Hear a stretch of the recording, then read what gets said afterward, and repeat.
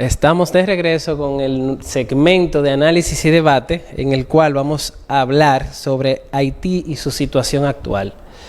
Hay muchas cosas que decir y yo quisiera hacer quizás no tanta historia, pero un poquito, y yo pienso que desde 1986, cuando sucedió lo que se derrocó a Baby Doc, a Jean-Claude Duvalier, exacto, hijo del dictador también François Duvalier, a quien era llamado Papá Doc, por eso le llaman Baby Doc a su hijo, y quien el mismo Baby Doc fue en su momento el presidente más joven, llegó al poder con unos 19 años de edad, que esto también habla mucho exacto, de todo esto.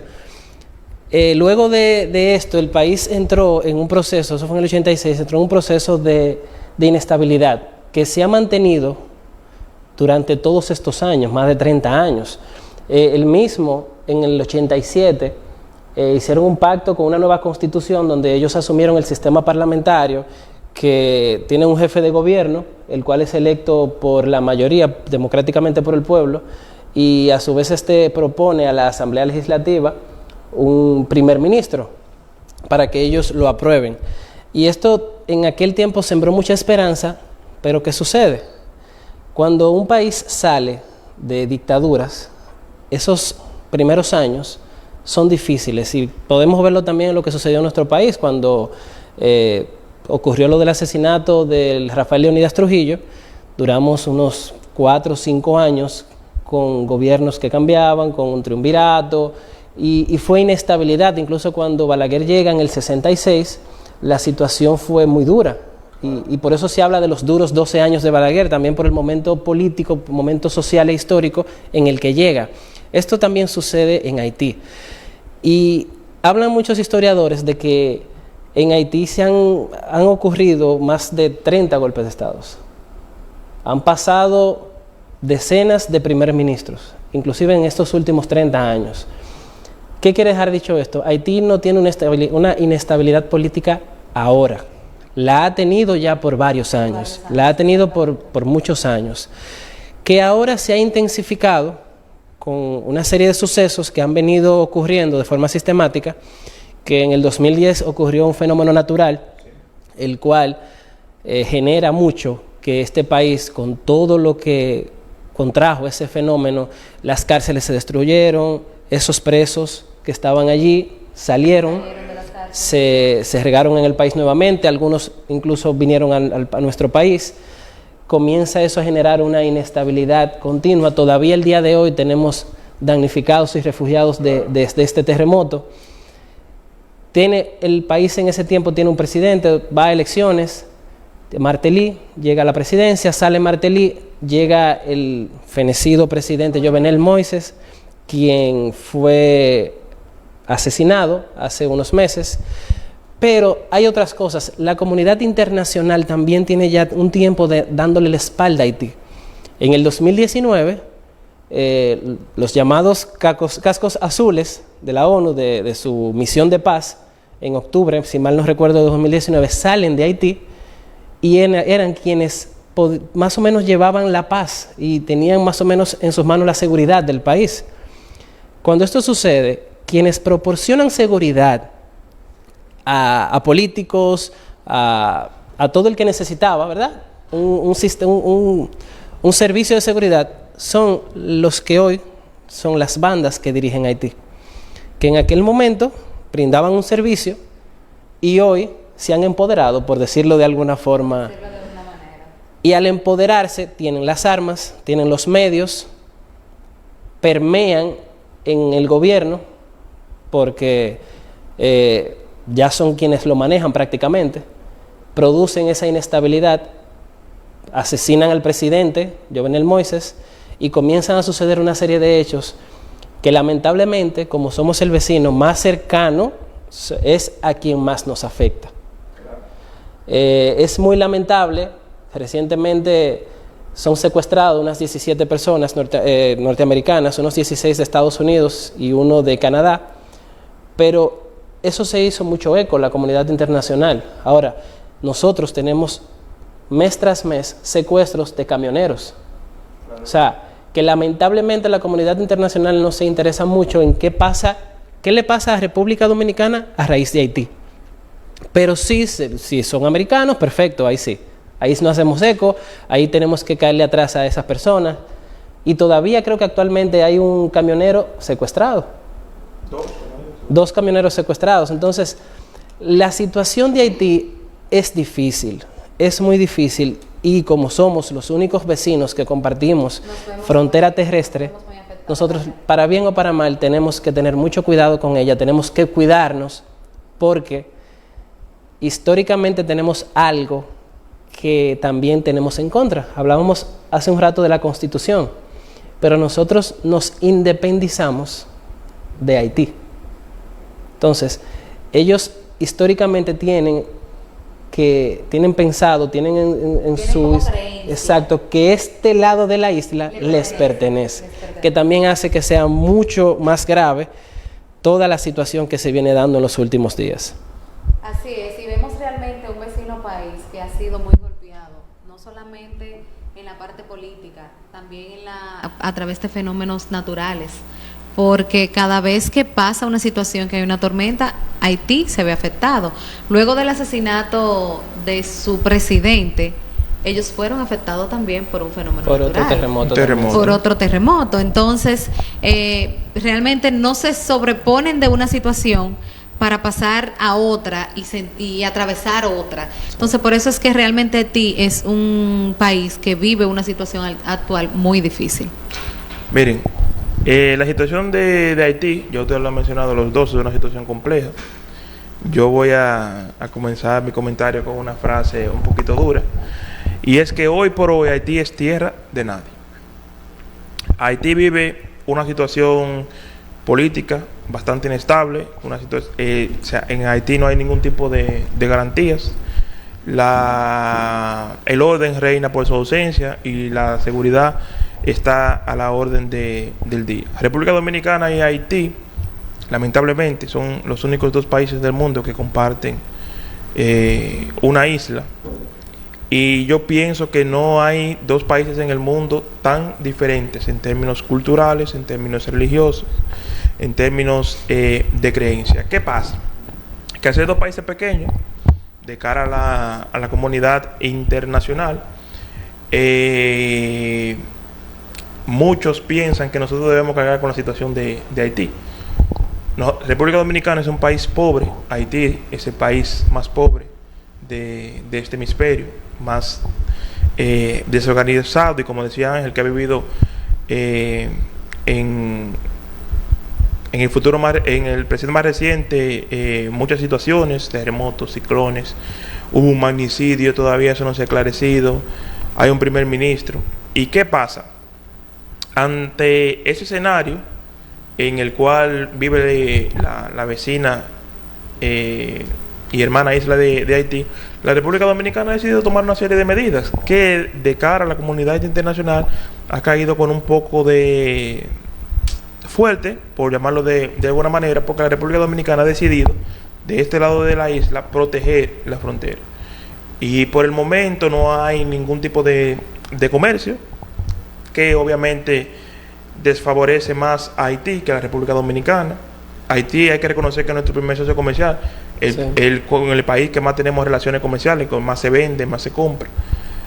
Pero como decía Ángel, decía Francine, la delincuencia, la desorganización han hecho que se enciendan las alarmas en la República Dominicana y se hayan tomado una serie de decisiones. ¿Qué pasa?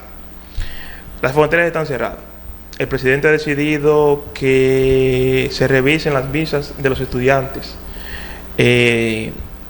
haitianos que estudian aquí en la República Dominicana, porque esa puede ser una vía de que entren a la República Dominicana personas ajenas a una actividad estudiantil, porque se te da una visa en Haití, tú entras, tú diriges una banda. ¿Qué va a pasar aquí en la República Dominicana? Víctor, exactamente. Y sobre ese punto que tú señalas, también es bueno recordar que el presidente mismo dio la información, porque se quiso tergiversar, claro, de que se le iba a quitar las visas a los estudiantes haitianos que están en el país, y simplemente él dijo que ellos entraban en un proceso que su visado automáticamente se renovaba. Y él señaló que lo que se va a hacer es simplemente que si tú eres estudiante aquí, entonces demuéstrame que estás estudiando aquí. Claro. Una serie de documentación, una serie de pasos y ok, te renuevo se va a la hacer visa. una debida diligencia, Exacto. porque realmente es simplemente confirmar si realmente tú tienes ese visado y estás cumpliendo con el fin por el que te lo otorgaron. O sea, Claro. si la visa es de estudio y automáticamente anteriormente a las palabras del presidente se renovaba de manera automática, ahora se venció, bueno, tú me tienes que demostrar que tú realmente estás estudiando y que por eso tú mereces que tu visa se te renueve. Como se hace en los países organizados. Exactamente. Y nosotros estamos en todo nuestro derecho, porque Claro. esta es nuestra casa. Claro. Y nosotros aquí como país debemos poner nuestras reglas.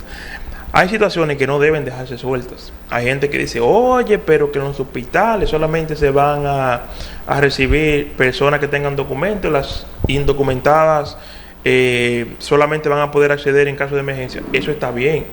O sea, nosotros lamentablemente somos un país que tenemos muchísimas deficiencias y en el orden de la salud también, y nosotros no podemos estar cagando con la problemática de otros países. Eso suena duro y suena difícil, Suena pero difícil. esas son las medidas que nosotros como nación debemos de tomar. ¿Qué pasa?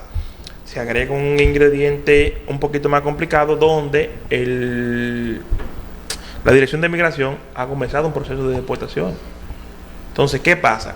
Nosotros vemos en foros internacionales, en la prensa internacional, en la televisión internacional, que a la República Dominicana se le tilda como de villano.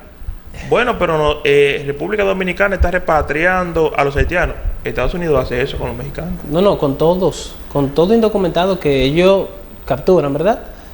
¿Qué hacen? Los repatrian a su país. Sí, pero yo menciono a México porque Es la frontera, es el mismo caso que se da la situación de que comparten frontera como nosotros y con Haití. Pero recientemente se dio la misma situación con un grupo de haitianos que en una caravana A por punta Centroamérica de látigo, llegaron no sé. a Estados A Unidos. Estados Unidos. Y, A latigazo y limpio. lamentablemente, como tú mencionas, Y está pasando con hondureños, guatemaltecos. no, o sea, pero las Claro, imágenes que rodaron Fueron más por crueles toda la de la que se prensa pueden ver realmente aquí. fueron muy fuertes. Sí. Imágenes que nosotros, o sea, cosas que nosotros como dominicanos no hacemos. Pero miren, señores, es que Víctor, antes de tu opinión, para continuar con lo que tú estás hablando de la salud, aquí se dice que solamente se van a tener casos de emergencia, pero cuando tú te vas a Estados Unidos y tú no tienes documento, el hospital te puede recibir por cualquier situación que tú presentes, pero automáticamente que tú pones la dirección donde tú estás, te llega el bill de lo que tú tienes Claro. que pagar. Entonces, es decir, no te están dando una atención obligatoria gratis simplemente porque tú No. tienes una necesidad. Sí te dan las atenciones, porque en Estados Unidos tú vas con una necesidad y te van a atender, pero tú tienes que pagar por eso. Claro. Entonces, aquí no tienen que pagar por eso, pero se le está dando la prioridad realmente a los casos que son de emergencia, porque si tú no estás documentado aquí, entonces no es posible que tú recibas todas las ayudas que se supone que debes recibir lo que realmente son nacionales dominicanos. no, es que quede claro que, por ejemplo, eso no es un tema de racismo. Esto es un tema de que nosotros como nación tenemos el derecho de protegernos. Y yo les voy a decir una cosa, señores, a ustedes. Creo que eso lo hemos hablado en privado. Y es que yo entiendo que las medidas que está tomando el presidente Luis Abinader son correctas. Independientemente de lo duras que parezcan y de la presión que yo sé que le está recibiendo a nivel internacional, porque todo esto son parte de una serie de agendas que quizás en lo adelante nosotros pudiésemos profundizar un poquito más en eso, pero las decisiones son correctas. El presidente está ahí precisamente para proteger la soberanía, el Estado de la República Dominicana. Y República Dominicana hay que reconocer que ha sido el país que más ha ayudado a Haití. Y el que primero está cada vez que le sucede algo. O sea, en el 2010 el pueblo dominicano no se cansó de mandar ayuda a Haití. Ahora te pasa otro terremoto y vuelve el pueblo dominicano. Y le da el a mandar apoyo ayuda. realmente. Incluso nosotros tenemos ese sentido de solidaridad que caracteriza al dominicano, aun cuando ellos nos rechazan, porque no tan lejano atrás, hace unos pocos meses, le enviamos un cargamento de vacunas contra el Y lo COVID-19. rechazaron. ¿Y qué hicieron? No rechazaron. Las rechazaron, las devolvieron.